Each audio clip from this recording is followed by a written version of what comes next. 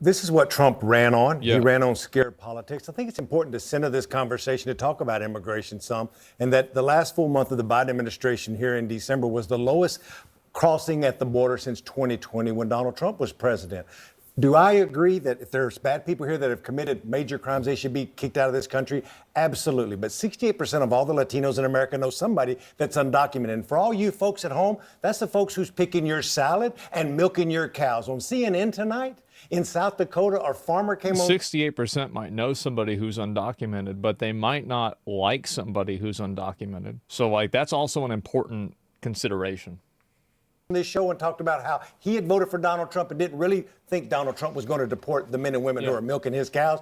Milk's finna go up. Buckle up. Well, I want to, you made a point here about criminals, because I think they've been pretty clear for logistical reasons that they are going to start with let's figuratively speaking, the lowest hanging fruit, the easiest thing for them to accomplish.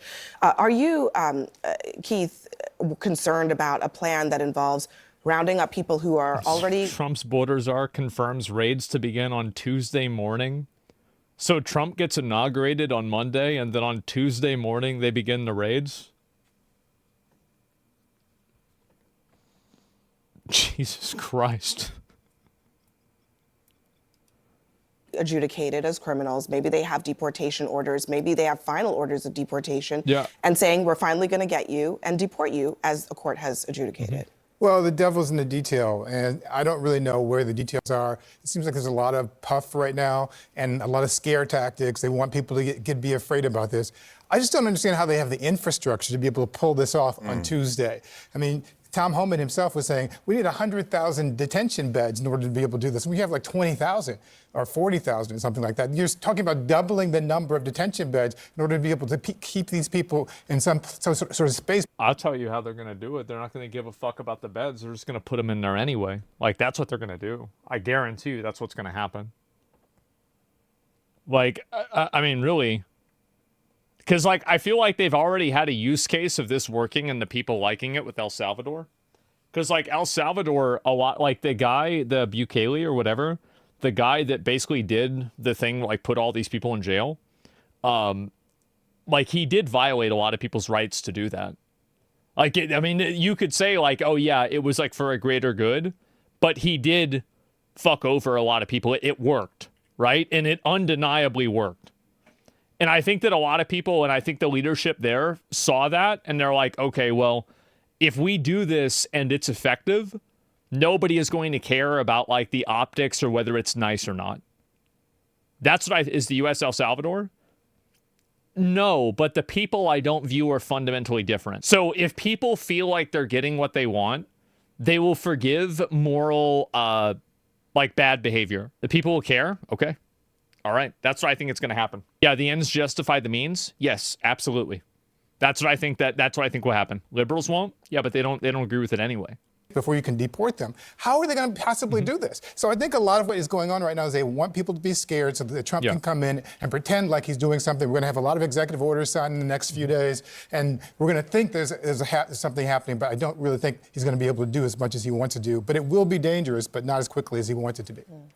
I think, though, that what's important to remember is that a lot of the policies that were put in place by the Biden administration are going to be taken away, so that hopefully we go back to the Trump way it was, where the stay in Mexico policy. I mean, we had a week and a half ago in Boston, we had a situation where an illegal was in a housing unit with over $1 million worth of fentanyl, an AK-47 and weapons. And these are the type of people that they want to get rid of. We have These American are the people, citizens in Las there are going to be Vegas plenty of and people, New Orleans who are killing people as well. criminals. I mean, we have American citizens in the United States who are committing acts of terrorism, who are committing murders and crimes. In fact, American citizens, natural-born American citizens, are more likely to commit those crimes than people who come here as immigrants. Then they have to face a court as well. It's easy to pick out a case and cherry-pick this and say, this is the problem that we're all facing because this one person did this one horrible thing. And we can all agree that that's a horrible thing. But that's not how you make policy. You don't make policy because of anecdotal evidence. You make policy based on facts and statistics and data. Yeah, and the fact remains that the overwhelming number of immigrants here are law-abiding people who are paying taxes, who are following the law. And this sort of I would say that none of them are. If they're illegal immigrants, then by definition, they're not following the law. What are we talking about? How is this even a conversation? It's crazy.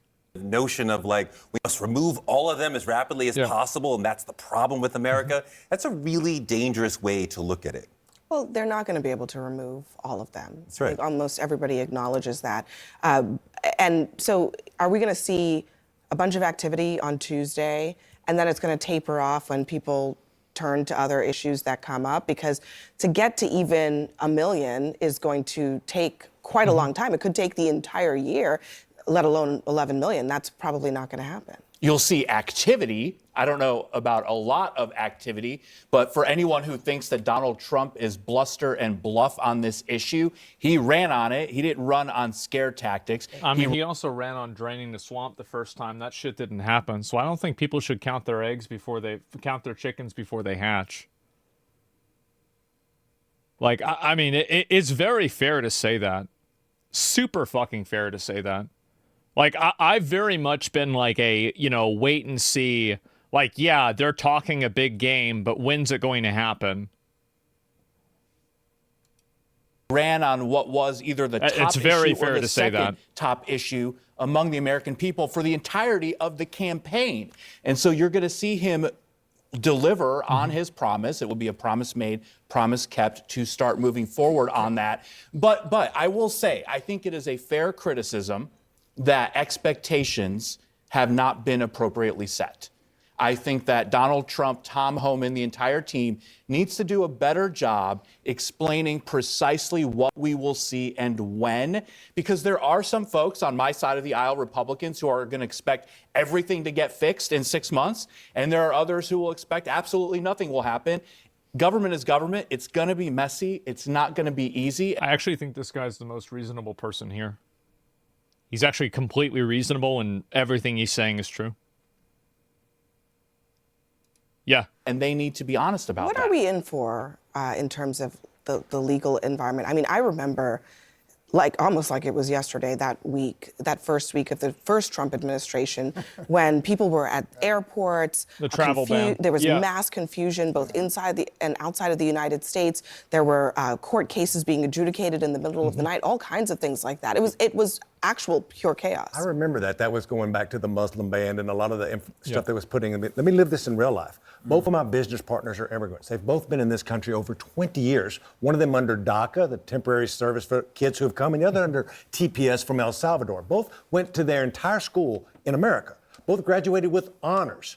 Both of them now are business partners with me and make more money than a U.S. congressman and don't know the certainty of what their lives will be. Have they broke the law? No. But if they stay past March when one of their TPS expires, then they have, quote unquote, broke the law, to your points about devils in the details. So real people are living this, and I have a very, very good life. And folks around me have a good life. Think about the people who are just trying to make it every day and the uncertainty in their life. So If this had been an issue that So they're both legal? Yeah, no, I do think that there's like there's an intentional muddying of the waters of like illegal and legal immigration. And I think it's the same reason why like they're trying to like they try to change the vocabulary of like illegal immigrant to undocumented immigrant. It's like, it would sound retarded if you said like unreceipted customer whenever it's somebody walking out of a Walmart without paying for stuff, right? But this is the effective same vocabulary and same language, but it's being used. And I think that it's very clearly, it's soft language. And they're it's illegal alien. Yeah, it makes no difference wartime-wise. Well, I'm just saying, I'm not about wartime or anything like that. It's not war. But like what I'm saying is that they're intentionally trying to, they're trying to make it seem like it's the same thing. sides in Congress had been actually trying to fix for years. I could understand this, but this has been a problem that especially Republicans have lifted up and not wanted a solution so they could continue running on it. And this is like the ultimate I'm going to seem tough on crime moment. And it is going to be quite frightening for a lot of Americans to watch these sort of raids. This is not the sort of America that a lot I don't think that's going to be frightening. I think the truth is that a lot of people, like, if If my read on this is correct, I think this is exactly what people voted for. I think that's 100% what people voted for. When people voted for somebody like Trump, like, and I bet there's a bunch of people that are trying to volunteer to sign up to do it. I feel like this has been something that people have been mad about really for my whole life. And especially in like the last like 15 years or 10 years, people have been talking about this like crazy.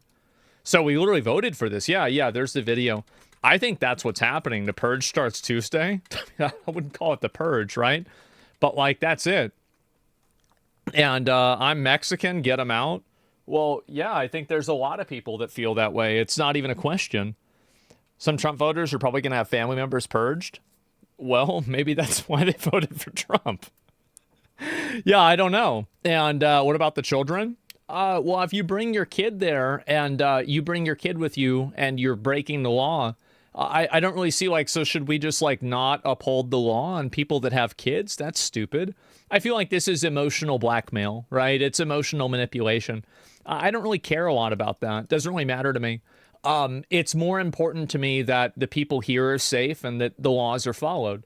What happens to the kids, that's secondary.